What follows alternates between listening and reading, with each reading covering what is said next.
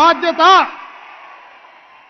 Telangana public service కమిషన్లో జరిగిన అక్రమాలను నిలువరించి ఆనాడు పోటీ పరీక్షల ప్రశ్న పత్రాలు జిరాక్స్ సెంటర్లలో పల్లి బఠానీలలాగా అమ్ముకుంటున్న కమిటీని అందరినీ రద్దు చేసి ఇంటికి పంపించి కొత్త కమిటీని, కొత్త చైర్మన్, కొత్త సభ్యులను నియమించినాం. అందుకే ఇవాళ గ్రూప్ 1 పరీక్షల్ని 10 ఏళ్లు నిర్వహించలేదు. ఈరోజు 567 గ్రూప్ 1 పరీక్షల్ని నిర్వహించడానికి మా ప్రభుత్వం మంజూరు చేసింది.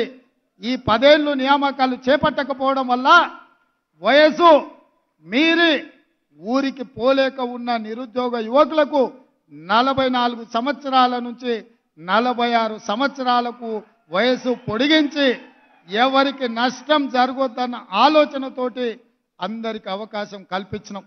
అందుకే నిరుద్యోగ యువకులారా, ఈ తెలంగాణ రాష్ట్రం మీది. ఈ రాష్ట్రాన్ని సాధించుకున్నది మీరు. మీకోసం పనిచేయడానికి, మీ సమస్యల్ని తీర్చడానికి ఈ ప్రభుత్వం సిద్ధంగా ఉన్నది. ఏ విధంగా అయితే పబ్లిక్ సర్వీస్ కమిషన్ నుంచి పోటీ పరీక్షల నోటిఫికేషన్లు విడుదల చేస్తామో పోటీ పరీక్షలకు ప్రిపేర్ కాండి. మీరు సన్నద్ధులు కాండి. ప్రభుత్వంలో, ప్రైవేట్లో ఉద్యోగ ఉపాధి అవకాశాలు కల్పించే బాధ్యతగా నేను తీసుకుంటా. మీకోసం కృషి చేస్తా. రాబోయే 10 సంవత్సరాలు నిరంతరం రోజుకు 24 గంటలు 10 ఏళ్ళు మీకోసం కొట్లాడతా. 10 ఏళ్ళు మీకోసం చేస్తా. 10 ఏళ్ళు ఈ బాధ్యతలో ఉంటా. మీరు ఆశీర్వదిస్తే ఇంకో 10 ఏళ్ళు కూడా ఇందిరమ్మ రాజ్యం ఉంటుంది. చంద్రశేఖరరావు, నీకు సూటిగా సవాలు విసురుతున్నా. ఈ 10 ఏళ్లలో నీ శాతనైతే ఒక్క ఎంటిక వీక్కొని చూడు, అప్పుడు నీకు తెలుస్తుంది. ఆయన ఎంబడే అధికారంలోకి వస్తా అంటుండు. రాబిట్ ఎట్లొస్తావు? ఉంటా, నేనే కదా ఏడుకోతా, ఈయనే ఉంటా, నీ సంగతి ఏందో చూస్తా. కాబట్టి మిత్రులారా, ఆయనకు శాసనసభలకు రావడానికి అయితలేదు కానీ నల్లగొండకు పోయిండు. అందుకే ఇవాళ అట్లాంటి మాటల మాయలో పడకండి. 10 ఏళ్ళు ఆయన కుర్చీలో ఉండి తెలంగాణకు రావాల్సిన నీళ్లు తీసుకురాలే, కట్టాల్సిన ప్రాజెక్టులు కట్టలే. 10 ఏళ్ళు చేయలేని పని 60 రోజుల్లో అన్ని సమస్యలు పరిష్కరించుకుంటూ ముందుకెళ్తున్నాం. ఇవాళకి 69 రోజులు అయింది. ఏం చేయలేదు అప్పుడే ఈ ప్రభుత్వం అని ఇవాళ మమ్మల్ని శాపనార్థాలు పెడుతున్నాడు. మీరు ఆలోచన చేయండి. 3665 రోజులు ఉన్న చంద్రశేఖరరావు కృష్ణానది జలాలలో ఆంధ్రప్రదేశ్కు 512 టీఎంసీ నీళ్లను కేటాయించి తెలంగాణకు రావాల్సిన హక్కులను తాకట్టు పెట్టి 299 టీఎంసీలు ఈ 10 సంవత్సరాలు శాశ్వతంగా వాళ్లకు రాసిచ్చిండు. 10 ఏళ్ళు ఆయన రాసిస్తే నేను వచ్చిన 10 రోజుల్లోనే ఆ నీళ్లు తేలేదని నన్ను తిడుతున్నాడు. ఇవాళ మీరు చెప్పండి, ఆయన సంతకం పెట్టడమే ఇవాళ గుదిబండగా మారింది. ఆయన శాత కాకపోతే ఏం చేయకుండా పక్కన పడేసి ఉంటే నేనే కొట్లాడి ఇవాళ నీళ్లు తెచ్చటోని. ఇవాళ నువ్వు పెట్టిన సంతకాలు మా పాలిట గుదిబండగా మారినాయి. తెలంగాణ రైతుల పాలిట మరణ శాసనంగా మారింది. ఇవాళ నువ్వున్నప్పుడే కదా నవంబర్ 30 తారీఖు నాడు తెలంగాణలో ఎన్నికలు ఉంటే గ్రామాలలో యువకులు ఎన్నికల నిర్వహణలో ప్రజారాజ్యాన్ని, ప్రజాప్రభుత్వాన్ని ఎన్నుకోవాలని అందరు ఆ కార్యక్రమాలలో బిజీగా ఉంటే మీ చీకటి మిత్రుడు జగన్మోహన్ రెడ్డి గారు వందలాది మంది పోలీసులను నాగార్జున సాగర్ మీదకి పంపించిండు. నీ మిత్రుడు పంపించినందుకే కదా ఆ పోలీసులను తొలగించడానికి నరేంద్ర మోడీ గారు సిఆర్పిఎఫ్ పోలీసులను నాగార్జున సాగర్ బ్రిడ్జ్ మీదకి పంపించాడు. జగన్మోహన్ రెడ్డి ఆక్రమించుకోకపోయిన ఉంటే నరేంద్ర మోడీ సిఆర్పిఎఫ్ బలగాలను అక్కడికి పంపిండేవాడు కాదు. ఆ రోజు నుంచి ఈ రోజు వరకు సిఆర్పిఎఫ్ బలగాలు అక్కడ ఉన్నాయంటే 30 తారీఖు నాడు తెలంగాణ సెంటిమెంట్తో ఎన్నికలలో నెగ్గాలని ఆంధ్ర వాళ్ళు నాగార్జున సాగర్ ఆక్రమించుకున్నారని పెడపొప్పలు పెట్టి ప్రజల్ని తప్పుదారి పట్టించి తెలంగాణ సెంటిమెంట్తోని ఎన్నికల్లో నెగ్గాలని నువ్వు కుట్ర చేస్తే ఈ తెలంగాణ సమాజం తిప్పికొట్టి నిన్ను బొందబెట్టినరు. ఇవాళ అడ్డ మీద కొట్లాడితే కుదరదు. ఇవాళ చట్టసభలలో మాట్లాడాలి, చట్టసభలలో తీర్మానాలు చేయాలి. కేంద్ర ప్రభుత్వాన్ని మెడలు వంచి మన సమస్యలు పరిష్కరించుకోవాలి. అందుకోసం శాసనసభలో తీర్మానం పెడితే మీరు రారు. ఇవాళ ఢిల్లీతో కొట్లాడదామంటే మీరు ఇంట్లో నుంచి కదలరు. అందుకే మిత్రులారా, ఇవాళ ఏ దారి లేక మళ్ళీ నీళ్ళ దారి పట్టిండు.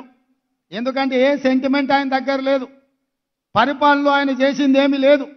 ఇవాళ కాళేశ్వరంలో 1,00,000 కోట్లు ఖర్చు పెడితే 1,00,000 ఎకరాలకు నీళ్లు ఇయ్యలేదని ఇవాళ విజిలెన్స్ అండ్ ఎన్ఫోర్స్మెంట్ నుంచి మొదలు పెడితే వివిధ విచారణ సంస్థలు నివేదికలు ఇచ్చినాయి.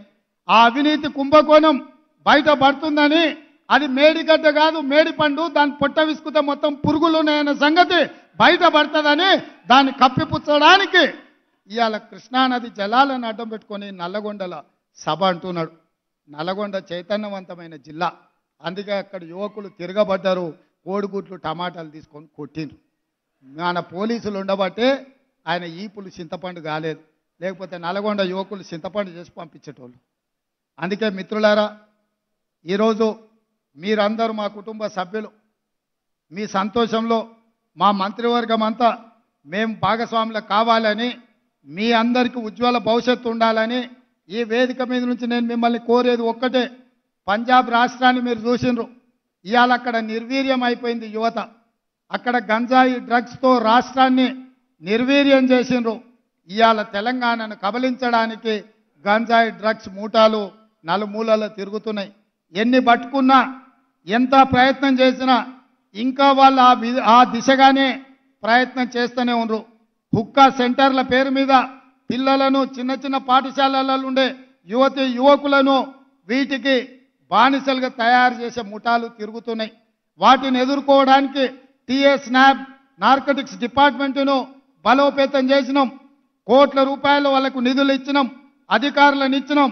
నేను ఇక్కడ సెలెక్ట్ అయిన ప్రతి పోలీస్ డిపార్ట్మెంట్ యువకుడికి, మా చెల్లెళ్ళకు ఒకటే మాట చెప్తున్నా, ఏది జరిగినా ఈ రాష్ట్రంలో గంజాయి మొక్కలు ఉండొద్దు. తులసి వనంలో మొలిసిన గంజాయి మొక్కలను కూకటి వేళ్లతోని పునాదులతో సహా కదిలించాల్సిన బాధ్యత, పీకి వేయాల్సిన బాధ్యత, ఈ గంజాయి మొక్కల్ని ఏరివేయాల్సిన బాధ్యత మీ మీద ఉన్నది. మీరు ఇవాళ ప్రతిన బూనాలి. ఈ రాష్ట్రంలో డ్రగ్స్ కానీ గంజాయి కానీ ఎవడైనా పదం బలకాలంటే కూడా మోకాళ్ళలో వణుకు పుట్టాలి, కడుపులో సలిజలం దొర్రబడాలి. ఎందుకంటే మన రాష్ట్రాన్ని, మన యువతను నిర్వీర్యం చేసే ఇట్లాంటి బలహీనతలు ఈ తెలంగాణ రాష్ట్రంలో ఉండొద్దు. తెలంగాణ రాష్ట్ర యువకులు అంటే సలసల మరిగే రక్తంతో ఉరకలెత్తే యువకులు. తెలంగాణ ఉద్యమంలో ఉవ్వెత్తున ఉస్మానియా కాకతీయ యూనివర్సిటీలలో ప్రపంచం దృష్టిని ఆకర్షించి రాష్ట్రాన్ని సాధించిన నవ యువకులు. ఆత్మ బలిదానాలతో ఆకాశంలో తారలై వెలిగిన యువకులు ఈరోజు గంజాయికో డ్రగ్స్కో బానిసలైతే మన సమాజం నిర్వీర్యం అవుతుంది. మన సమాజం నిర్వీర్యమైతే మన భవిష్యత్ తరాలు ఎందుకు ఉపయోగం లేకుండా పోతాయి మిత్రులారా. అందుకే ఈరోజు ఇక్కడ నియామక పత్రాలు పొందుతున్న ప్రతి ఒక్కరూ మీరు మనసులో ఒట్టేసుకోండి, ఈ రాష్ట్రంలో గంజాయి డ్రగ్స్ని సమూలంగా సమాధి చేస్తాం. ఎవరు కూడా ఈ రాష్ట్ర సరిహద్దుల్లో కాలు పెట్టాలి అని అంటే భయపడాలి, కడుపులో వణుకు పుట్టాలి. మీరు ఆ దిశగా పని చెయ్యాలని, నీతిగా నిజాయితీగా ఈ రాష్ట్రము దేశానికి ఆదర్శంగా నిలబడేటట్టు తెలంగాణ మోడల్ అంటే దేశమంతా అనుకరించే విధంగా మన పోలీసు యంత్రాంగం గతంలో ఉంది, భవిష్యత్తులో కూడా ఉండాలని తెలియజేస్తూ మరొక్కసారి మీకు అందరికీ మనస్ఫూర్తిగా ఈ ఉద్యోగ నియామకాల సందర్భంగా అభినందనలు తెలియజేస్తూ మీ అందరి దగ్గర సెలవు తీసుకుంటున్న మిత్రులారా.